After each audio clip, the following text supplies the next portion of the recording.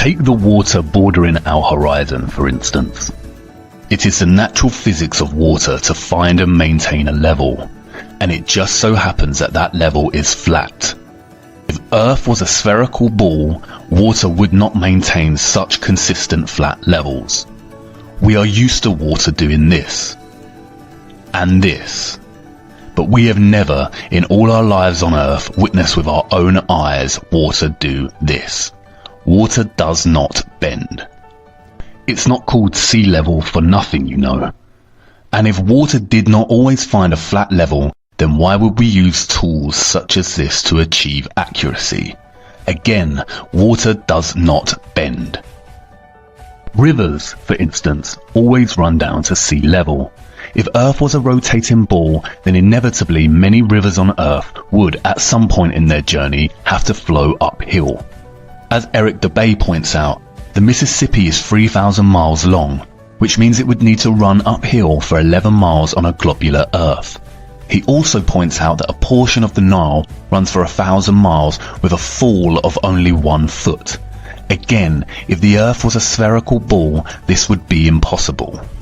The scientist magicians of our world claim that the Earth is 25,000 miles in circumference. But spherical trigonometry dictates that the surface of all standing water must curve downward at 8 inches per mile, multiplied by the square of the distance. That means that a 20-mile stretch of water would dip 66.68 feet on either side of its central peak. Every time scientists have tried to find these dips and bends, however, water always proves to be completely level and flat. If the Earth is actually rotating, flight paths will become very messy. Flying west from New York to California is 2,441 miles, which takes just under 5 hours on a commercial flight. If the Earth is spinning eastwards at 1,000 miles per hour, then not only would this flight take a lot less time, but it would also make it near impossible to fly back the other way due to the constant rotation of the Earth. It would be like trying to run up a very long and very fast downward escalator. And what about the weather? If the Earth and atmosphere is spinning at 1,000 miles per hour, then don't you think it would be impossible to see such stationary clouds and weather formations like we do? Not to mention that clouds often crisscross in their pathways. This would be impossible if the Earth's spin was a reality. Thomas Winship states, "Let imagination picture to the mind what force air would have which was set in motion by a spherical body of 8,000 miles in diameter, which in 1 hour was spinning around 1,000 miles per hour, rushing through space at 65,000 miles per hour and gyrating across the heavens. Then let conjecture endeavour to discover whether the inhabitants on such a globe could keep their hair on. If the Earth globe rotates on its axis at a terrific rate of 1,000 miles an hour, such an immense mass would of necessity cause a tremendous rush of wind in the space it occupied. The wind would go all one way, and anything like clouds which got within the sphere of influence of the rotating sphere would have to go the same way. The fact that the Earth is at rest is proved by kite flying." And honestly, if the Earth was a fast rotating globe, then wouldn't the oceans and other bodies of water be pushed away from the Earth in the same way as when a wet tennis ball is spun rapidly, the water sprays outwards? The scientists magicians have an answer for this. They call it gravity. And by the way, this is called gravity. The scientists magicians are at it again, weaving their spells and telling us tales of a powerful force keeping us rooted to the Earth. If gravity was such a powerhouse, then birds would struggle to fly. Insects would not be able to use wind to navigate. Monkeys would not climb and jump among trees with ease. Planes would not be able to take off from the ground. Trees would not be able to overcome gravity's pull in their growth towards sunlight and would begin to bend towards the Earth the taller they became. And if gravity exists and has the power to bend and wrap the oceans around a gigantic spinning ball, then humans would certainly struggle to lift their arms and legs. Legend has it that an apple fell on Newton's head as he sat under the tree, and this was the catalyst for his great discovery of gravity, which claims that objects are attracted to large masses and gravitate towards their centre. However, when they talk about gravity, what they are actually referring to is the law of density relative to mass. Today, I'm going to show you a simple science experiment that you can try at home to learn about density. Start by taking an empty glass and tip in some water and food colouring. Then add some syrup or treacle. And I'm going to add a little bit more water to make the layer a bit thicker. Then finally, fill the glass up with some oil and leave it to settle for about 15 minutes. These liquids separate out into different layers because they're different densities and they don't mix. The syrup has the highest density, so it sits on the bottom, and the oil, which has the lowest density, rises to the top. Try dropping different objects in to see what happens. If we drop this metal nut in, which is really dense, you can see it sinks right to the bottom. But if I take this grape and drop it in, it sinks through the oil and water, but sits on the syrup. This is because the syrup is denser than the grape. Pretty cool, huh? Now if I take this plastic bottle top and drop it in, it slowly sinks through the oil and sits on the water. And finally, if I take this piece of sponge and drop it in, it sits on top. It is a scientific fact, verified by undisputable evidence, that when objects are placed in mediums with less density, they sink, and when placed in mediums with higher density, they rise or float. For example, a rock in water will sink because the object's density is greater than the water's density, as will a ship's anchor. Likewise, helium-filled balloons rise because they are lighter than the air. Submarines float on the ocean when their ballast tanks are empty and contain air, and they sink when their ballast tanks begin to be filled with water. This is how they manipulate their depth in the ocean, by adjusting the ratio of air and water in the tanks. This is proven by filling a balloon with 50% air and 50% helium. As helium is lighter than air, and the ratios are even, the balloon remains fixed in the air without rising or falling. If the Earth was actually a globe, spinning at a mind-numbing 1,000 miles per hour, how is it that we do not feel its motion? There is not a single person on Earth that can testify to feeling the Earth's alleged spin. We feel the motion when travelling in a car, train, boat, plane, and can experience motion sickness. The scientist magicians will tell you that we do not feel the Earth spin because it is spinning at a constant speed. They often use the analogy of a train ride. We only feel that we are moving when the train changes speed.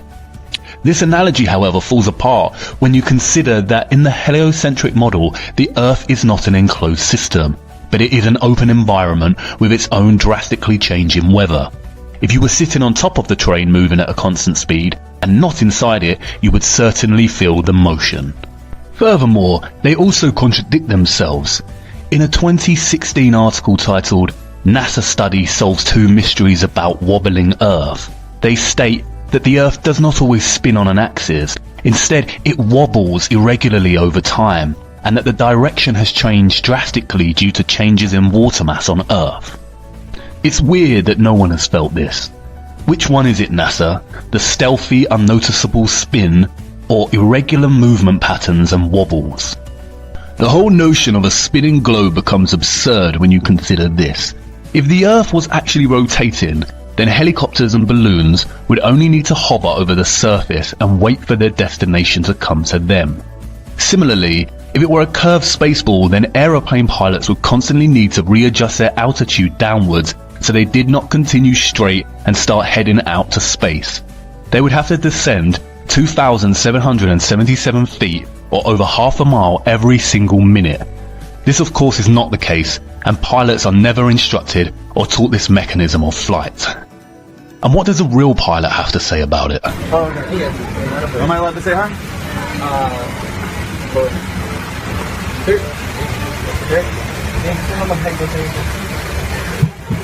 Hey, I just want to say thanks for the smooth flight. I did have one question. Is there like a specific angle of downward tilt you have to fly at? 3 degrees. 3 degrees for the curvature of the Earth? Oh, for the Earth? Because, yeah. No, we just fly over the troposphere. Really? Yeah. Do you have to keep like kind of going down because... No, they actually have to nose up. It flies like that. Really? Because I was reading some stuff on the flat Earth that made a lot of sense. Have you looked into it? Which one? Sorry? I was reading a lot of stuff on the flat Earth. Okay, yeah. True. It's true? Yeah. Okay, yeah. alright, cool. All right. God bless, brother. Alright, have a good one. You too. Crack on. I've just got one question to ask. Flat or a ball? Flat or a ball? Well, what's that? Well, I never feel as breaking round. If we live on a ball, surely we'd have to fly around it. Yeah, it feels like flat or a ball. Flat. Not a ball. I think it's flat. Yeah, me too. Pretty flat to me. It certainly does, doesn't it? And you've got that flight instrument down there to keep it flat. Gravity exists. Gravity is an unproven theory. No, it's not. Let's rock and roll.